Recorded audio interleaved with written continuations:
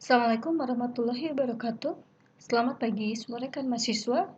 Baiklah, Ibu akan menjelaskan sekarang di bab terakhir, yaitu tentang kebijakan akuntansi, perubahan estimasi akuntansi, dan terjadinya kesalahan. Apa aja yang harus kita pelajari di bab ini? Yang pertama, kita harus menjelaskan apa sih kebijakan akuntansi, menjelaskan penerapan kebijakan akuntansi, perubahan kebijakan akuntansi, menerapkan akuntansi perubahan kebijakan akuntansi, menjelaskan perubahan estimasi akuntansi, kemudian menerapkan akuntansi perubahan estimasi akuntansi, menjelaskan koreksi kesalahan, menerapkan akuntansi koreksi kesalahan, menganalisis pengaruh kesalahan perubahan kebijakan akuntansi dan estimasi. Oke, yang pertama kita akan menjelaskan dulu kebijakan akuntansi dalam penyusunan laporan keuangan. Nah, di sini kebijakan akuntansi akan diterapkan secara konsisten. Karena seperti yang kita ketahui di dalam prinsip akuntansi itu harus mengandung konsistensi ya. Nah, sehingga laporan keuangan dapat mudah untuk dianalisis dan dibandingkan dari satu periode ke periode lainnya. Nah, di sini kebijakan akuntansi harus berdasarkan standar akuntansi ya. Nah, makanya nanti akan berhubungan dengan penyusunan laporan keuangan. Oke, di sini ya, tadi berarti kebijakan akuntansi itu harus konsisten. Ya, artinya ketika misalkan 1 tahun perusahaan menerapkan standar metode persediaan FIFO, berarti itu harus FIFO terus ya, jadi jangan berubah. Nah, nanti bagaimana sih kalau terjadi perubahan metode tersebut gitu ya. Nah, sebelumnya, apa sih pengertian kebijakan akuntansi? Adalah prinsip, dasar, konvensi peraturan, dan praktek tertentu yang diterapkan entitas atau perusahaan dalam penyusunan dan penyajian laporan keuangan. Ini menurut PSAK 25 revisi tahun 2009.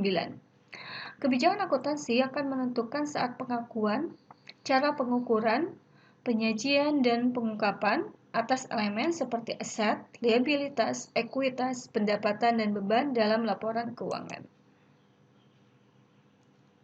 Nah, kebijakan akuntansi yang dipilih oleh entitas harus dapat menjelaskan seperti biasa ketika kita menganalisa sebuah akun, itu ada sebuah pengakuan, sebuah pengukuran, dan sebuah penyajian.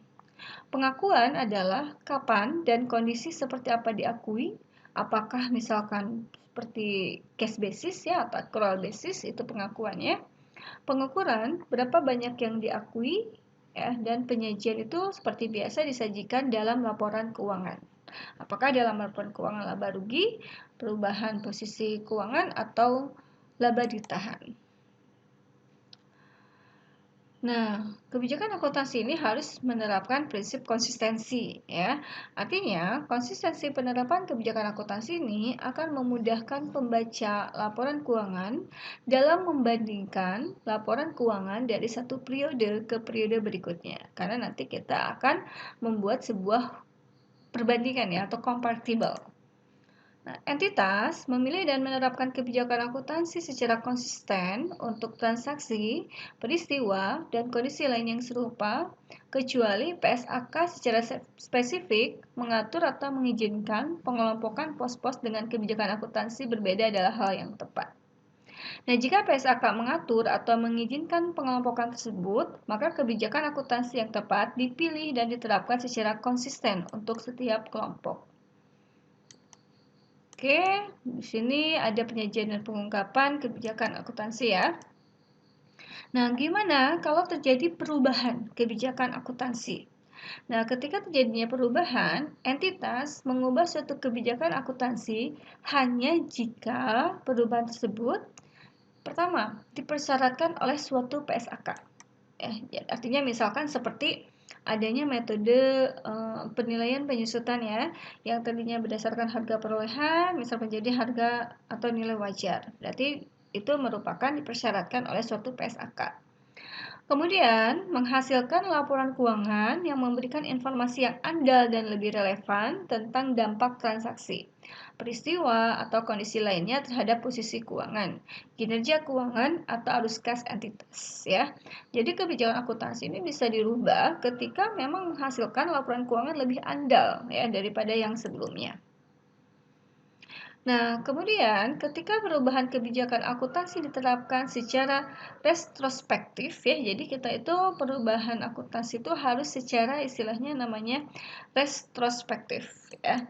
Maka entitas menyesuaikan saldo awal setiap komponen ekuitas yang terpengaruh untuk periode sajian paling awal, jumlah komparatif lainnya yang diungkapkan untuk setiap periode sajian, seolah-olah kebijakan akuntansi baru tersebut sudah diterapkan sebelumnya. Nah, ini berhubungan dengan istilah retrospektif. Jadi, retrospektif itu seolah-olah kebijakan akuntansi baru tersebut sudah diterapkan sebelumnya, gitu ya.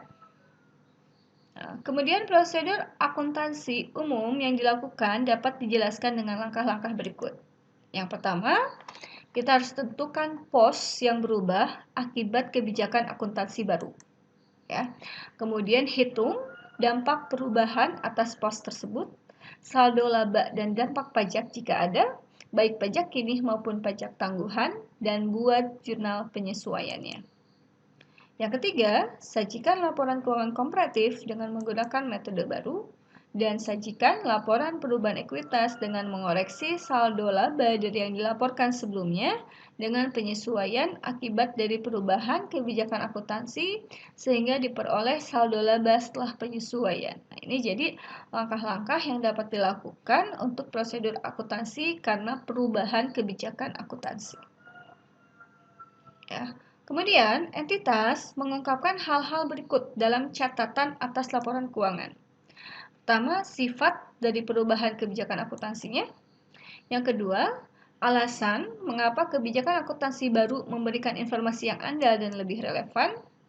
Yang ketiga, jumlah penyesuaian untuk periode berjalan dan setiap periode lalu sajian, sepanjang praktis untuk pos yang terpengaruh dan penyesuaian laba per lembar saham. Kemudian yang keempat, jumlah penyesuaian yang terkait dengan periode sebelumnya disajikan sepanjang praktis ya. Dan terakhir, keadaan yang membuat penerapan retrospektif tidak praktis untuk suatu periode tertentu. Nah, kemudian sekarang kita akan menjelaskan tentang yang kedua, yaitu perubahan estimasi. Ya, yang pertama tentang kebijakan akuntansi, sekarang yang perubahan estimasi. Kadang-kadang di akuntansi itu kita akan mengestimasi ya, contohnya misalkan kita akan mengestimasi umur ekonomis gitu ya, berapa tahun. Dari estimasi yang harus kita pahami adalah apa sih perubahan estimasi definisinya, kemudian perlakuan akuntansi, dan bagaimana penyajian serta pengungkapan dalam laporan keuangan. Nah, oke. Nah, entitas melakukan hal berikut ya. Judul PSAK baru, sifat perubahan standar yang belum berlaku efektif atau perubahan kebijakan akuntansi, tanggal disyaratkannya penerapan PSAK, tanggal ketika entitas berencana untuk menerapkan PSAK awalnya, kemudian suatu pernyataan atau pembahasan mengenai dampak penerapan awal PSAK atas laporan keuangan atau jika dampak tidak diketahui atau diestimasi secara wajar, pernyataan atas hal itu. Ya. Nah, apa sih perubahan estimasi akuntansi? Yaitu penyesuaian jumlah yang tercatat aset atau liabilitas atau jumlah pemakaian periodik aset yang berasal dari penilaian status kini dan ekspektasi manfaat masa depan dan kewajiban yang terkait dengan aset dan liabilitas. Ya, jadi estimasi akuntansi ini karena penyesuaian jumlah yang tercatat gitu ya, atau jumlah pemakaian periodik aset kayak umur ekonomis gitu ya. Nah, estimasi harus melibatkan pertimbangan entitas berdasarkan informasi terkini yang tersedia dan dapat diandalkan. Banyak hal yang mempengaruhi elemen laporan keuangan yang tidak dapat diukur secara akurat, namun hanya dapat diestimasi karena ketidakpastian yang melekat pada aktivitas bisnis. Penggunaan estimasi yang reasonable adalah yang terpenting dalam penyusunan laporan keuangan tanpa mensampingkan keandalannya. Nah, dampak perubahan estimasi akuntansi diakui secara prospektif dalam laporan laba rugi pada periode perubahan. Nah, jadi kalau kebijakan akuntansi itu secara retrospektif, kalau perubahan estimasi secara prospektif, gitu ya. Pada periode perubahan, jika dampak perubahan hanya pada periode itu, ya. Kemudian periode perubahan dan periode mendatang jika perubahan berdampak pada keduanya. Jadi kalau prospektif itu lebih kepada periode perubahan. Nah, perubahan estimasi yang mengakibatkan perubahan aset, liabilitas, atau terkait pos dalam ekuitas diakui dengan menyesuaikan jumlah item tersebut pada periode perubahan. Penerapan prospektif artinya perubahan tersebut dilakukan pada tahun perubahan dan tahun setelah perubahan terjadi. Nah, kemudian penyajian dan pengungkapan perubahan estimasi yaitu entitas mengungkapkan sifat dan jumlah perubahan estimasi akuntansi yang berdampak pada periode berjalan atau diperkirakan akan berdampak pada periode mendatang. Kemudian, jika jumlah dampak pada periode mendatang adalah tidak diungkapkan karena estimasinya tidak praktis, maka entitas mengungkapkan fakta tersebut. Oke, sekarang yang terakhir kita akan mengupas tentang kalau perusahaan mengalami kesalahan, ya. Nah, apa sih? Seperti biasa yang akan kita ungkapkan adalah tentang definisi, perlakuan akuntansi, dan penyajian serta pengungkapan. Nah, kesalahan adalah kelalaian mencantumkan dan kesalahan mencatat dalam laporan keuangan entitas untuk satu atau lebih periode lalu yang timbul dari kegagalan atau kesalahan untuk menggunakan informasi yang andal yang tersedia ketika penyelesaian laporan keuangan untuk periode tersebut secara rasional diharapkan dapat diperoleh dan dipergunakan dalam penyusunan dan penyajian laporan keuangan. Ini merupakan PSAK 25 revisi 2009.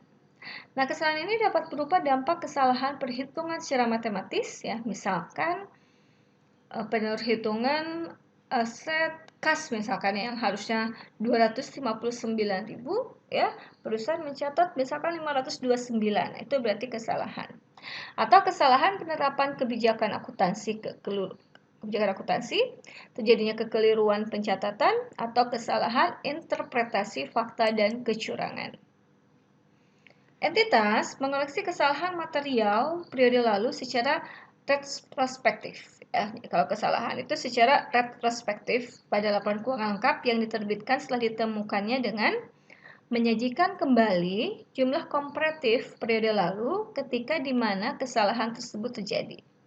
Kemudian, jika kesalahan terjadi sebelum periode lalu sajian paling awal, maka entitas menyajikan kembali saldo awal aset, liabilitas, dan ekuitas untuk periode lalu sajian paling awal. Perlakuan akuntansi kalau terjadi kesalahan tidak praktis untuk menerapkan suatu perubahan kebijakan akuntansi secara retrospektif atau menyajikan kembali secara retrospektif untuk mengoreksi kesalahan. Jika terjadi, pertama, dampak penerapan dan penyajian retrospektif tidak dapat ditentukan. Penerapan atau penyajian kembali secara retrospektif memerlukan asumsi mengenai maksud manajemen yang ada pada periode lalu, atau penerapan atau penyajian kembali secara retrospektif memerlukan estimasi signifikan atas jumlah dan tidak mungkin untuk membedakan secara objektif informasi mengenai estimasi yang menyediakan bukti atas keadaan yang ada pada tanggal di mana jumlah tersebut diakui, diukur, atau diungkapkan dan akan tersedia ketika laporan keuangan periode lalu disahkan untuk diterbitkan dari informasi lain. Penyajian dan pelaporannya atau pengungkapannya, pada saat melakukan koreksi kesalahan, entitas harus mengungkapkan hal berikut. Pertama, sifat kesalahan periode lalu. Kedua, jumlah koreksi untuk setiap periode sajian, untuk setiap item yang terpengaruh, ya. Dan LPS dasar, ya, lembar per saham dasarnya atau LPS dilusian. Jumlah koreksi pada awal periode sajian paling awal. Jika penyajian kembali retrospektif tidak praktis, keadaan yang membuat keberadaan kondisi itu dan penjelasan bagaimana dan sejak kapan kesalahan telah dikoreksi. Ya, setelah itu kita akan menganalisis laporan keuangan. Bagi pembaca laporan keuangan, informasi perubahan kebijakan akuntansi, perubahan estimasi, dan koreksi kesalahan menjadi informasi yang penting karena akan mempengaruhi daya banding laporan keuangan antar periode. Analisis harus dilakukan dengan lebih hati-hati karena informasi tersebut mempengaruhi kinerja periode sebelumnya atau akan berdampak pada kinerja di masa yang akan datang.